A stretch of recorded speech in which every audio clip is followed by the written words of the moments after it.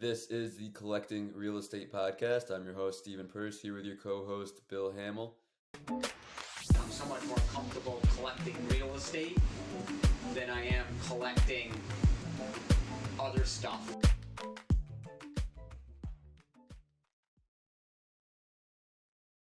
Morning, Bill. Morning, Stephen. You have any plans for Memorial Day weekend? I really don't. Tomorrow, I have a Zoom call with a person I'm going to be networking with, meeting for the first time. So I've been doing a lot of that, getting to know like-minded real estate investors, which, there's a great value with that. And then I'm stopping by a friend's house who we are going to be listing his property for sale. Other than that, just enjoying a relaxing Memorial Day weekend. Hopefully the weather holds up so we can relax by the pool. How about you? Yeah, not too much. The weather doesn't look great. Probably getting ready to close on a duplex next week and stuff focused around that. Maybe reading on real estate, listen to some podcasts. There you go. I love it. So today we're talking about 611 Myrtle Ave. We are talking about 611 Myrtle Ave, a two-family home in the Pine Hills neighborhood of Albany, student area. And this is the type of building that we got very, very used to purchasing. Yeah, this is your bread and butter at this point. How did you find it? Found this one directly on the MLS. So at this point in time, you look at the MLS on a daily basis, and I used to get, every day, maybe twice, sometimes three times a day,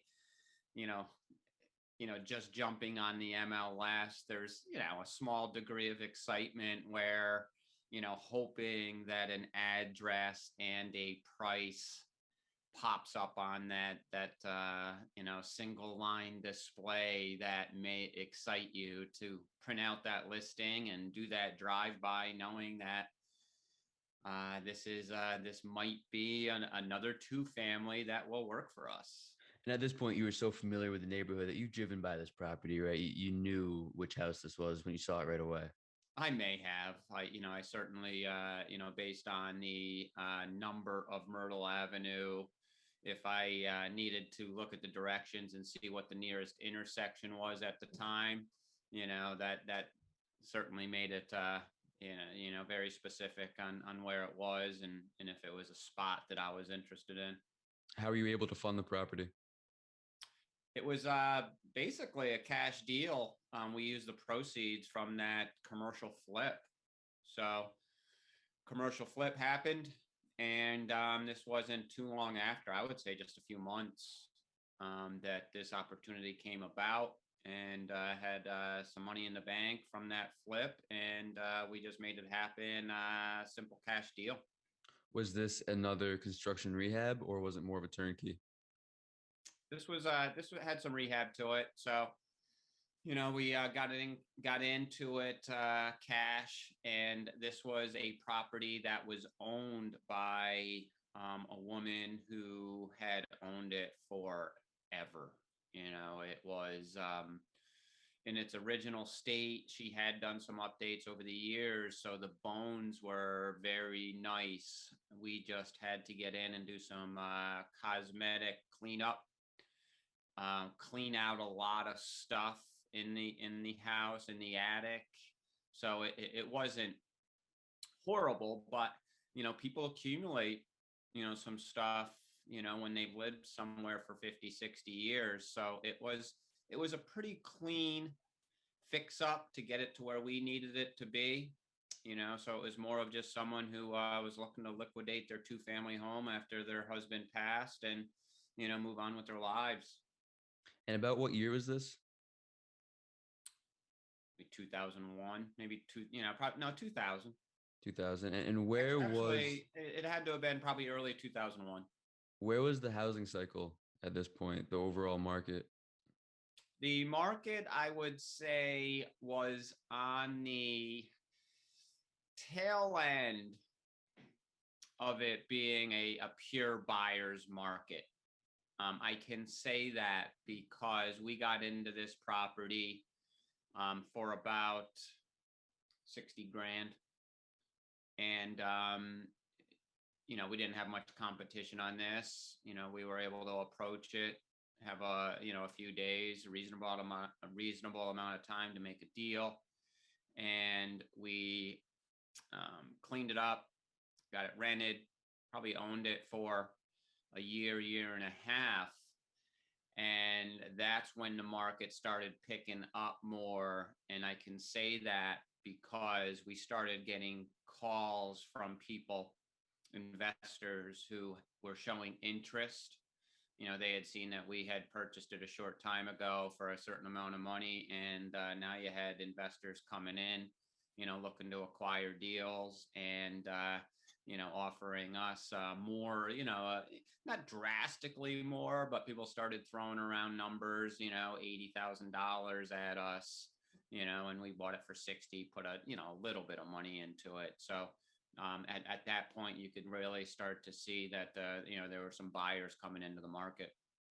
And I think it's a good time to talk about it as we're in an unprecedented market in 2021. Do you see our current market turning more towards the buyer side again? We will see. There's so many factors going on right now. Yes, we're in the, you would have to say the top end, of a hot market. So when is that market cycle going to shift? When is that bubble going to pop? But as we had been discussing over the past couple days and couple weeks, where we're seeing data, showing that there are apartment shortages and, different dynamics, within this market cycle that, yeah, we're waiting for it to turn, wondering if it's going to turn. But we're also seeing a lot of confidence that this market's gonna continue as long as there's still a need for apartments. That's going to continue to drive this market. Yeah, it's something we could talk about all day. But back to Pine Hills, was this another student rental that you were able to fill up right away? Yeah, this was an easy student rental. We actually rented to some med students, with this being on the corner of Myrtle Avenue and Quail Street. We're now proximity to St. Rose, on the other side of St. Rose from where we started building up our portfolio on North Allen Street, Washington Avenue. But also SUNY Albany. SUNY Albany was, the largest school in the area, still is, where, students were spread out throughout the Pine Hills neighborhood. But now we are also in proximity to Albany Medical, Albany Law, Albany Pharmacy. So now we're on that end of town, getting closer to New Scotland Avenue, which had all those other small colleges. So, we ended up getting some medical students in there. So were these tenants better than the ones you had dealt with in the past? Similar. Yeah, they were med students, but, very similar. I can't say that one is any higher quality than the other. You're still dealing with kids, younger kids in college, some, different roommates that you would see in an apartment. It's funny, there's always those differences where you have, one student that's neat, then they have a messy roommate, and then a lot of times you have that third roommate is the person that's in between. So, you get this variety of younger kids that, have different personality types, and they all live a little bit differently.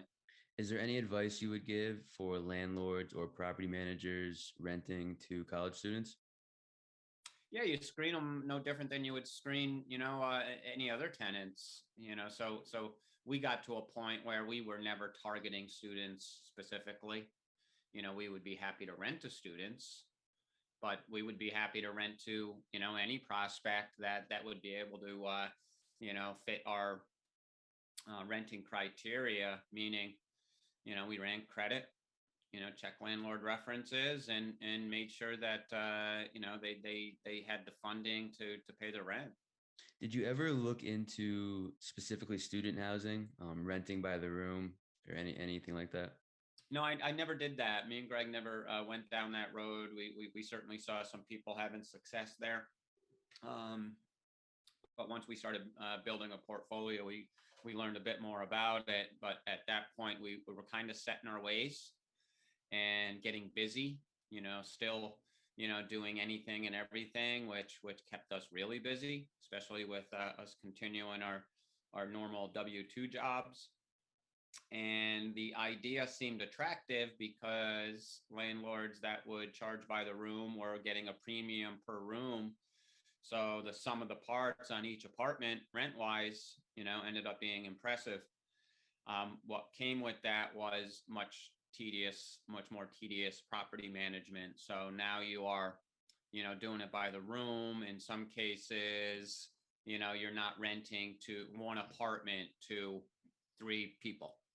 Sometimes you're renting a room, and then as the property manager or landlord, you're left trying to fill the other room. So it seemed very busy, very tedious to us, and where you can have additional problems, meaning you're getting one person in one room, potentially you're getting another person that could be a stranger to the other roommates in the other room, and now you're expected for these people who are coming from different backgrounds and different spots to be able to live together. And we never really went down that road because we could anticipate how roommates may have issues with each other, which ultimately could affect the tenancy. And when it affects the tenancy, the problem that may happen ends up in the landlord's lap, and the landlord gets to figure out the solution, which turns into the landlord cleaning up a broken lease or whatever the case may be. Yeah, it sounds like a lot of headaches, even though the rent is a premium. Is there anything that this property taught you or has stuck with you in specific about this property? Yeah, I would say, kind of getting back to that tenant selection, when we first started getting prospects from Albany Med and Albany Law, we were in this position where, okay, we are now going to get this higher standard of tenant, just because they're going to med school or law school in relation to St. Rose or SUNY, but certainly not the case. Students are students. It doesn't matter what level they're going to school. They all have they're all human. They all have similar ups and downs, different characteristics, different personalities. So once again, it's just just another tenant that you have to manage a certain way. Ultimately learning that it doesn't matter who our tenants are, they have to work within how we're running our properties, and as simple as that. So the same challenges, just like any other tenants. I've asked you this before, but were you overwhelmed yet? This is your 11th property and you're still self-managing.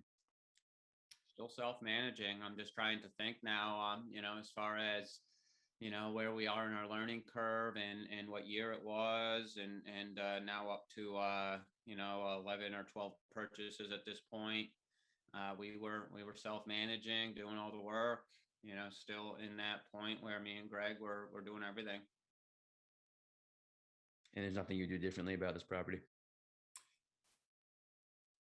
I don't think so. The only thing differently, because we ended up flipping this property once that demand started to increase a bit, where buyers were starting to look for inventory and build their portfolios. Unfortunately, we were tempted by a few people that came along, and ultimately and this is where you really, kind of get the sense that things were changing. I didn't know it at the time, but it's very clear to me now, looking back, where we had couple people coming in from downstate Long Island, New York, and they were looking to purchase a lot of two-family properties. They were coming in and they didn't want to buy one, they wanted to buy 10. And there's the sign. So they saw opportunity, they saw value in this Albany market, seeing you could buy properties for 70, 80, $90,000. And the rents were we were in a rent growth time. There was a high demand for student apartments. And this was just at the beginning of that market shift, where it was certainly turning into some pretty good buyer interest. And we jumped on that opportunity to flip it. So it was probably a year and a half, 2 years in since we owned it. We sold it, bought it for 60 and a little bit to put in, and then sold it for 80, made some money.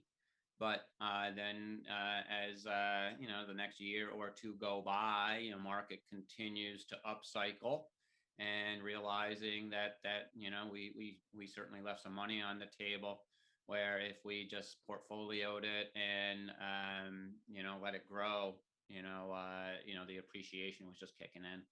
So had you sold any other properties at this point, or is it just the 611 and the commercial? It was just 611 Myrtle and the commercial at this point. These were our only sales up till now. What made you change your mind? Because before you were so adamant about portfolioing the properties, and then this one, you get a couple calls. And did you see the success from flipping the commercial, and that left you hungry to sell another one? Maybe a little bit, but I would say, looking back, considering we just rolled our proceeds into 611 Myrtle, we didn't have bank financing on that. And eventually we would have refinanced, got our money, original investment back, and then put it in a portfolio.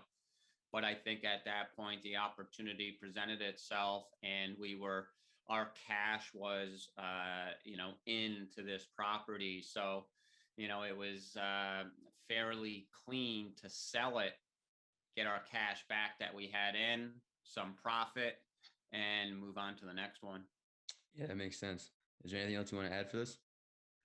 No, this property, once again, it was one of those ones that we just should have held on to. These things are trading for, 250, 260 at this point.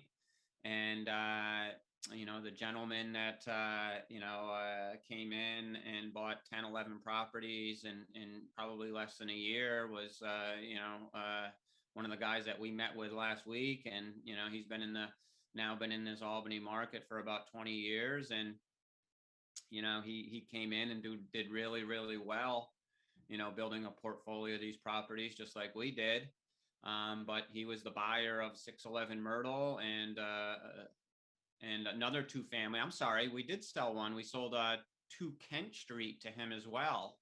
So property number 5, he purchased 611 Myrtle and 2 Kent Street from us. And, so yeah, he's still a friend. He's still a fellow investor in Albany. And, eventually he sold those properties and made some money. It's easy to look back and say you should have held on, but at the time, you don't know what's going to happen. Well, that's real estate. So, in the first book or two that I had read, and, that the author is basically saying you never sell real estate at all. And in theory, that person is absolutely right.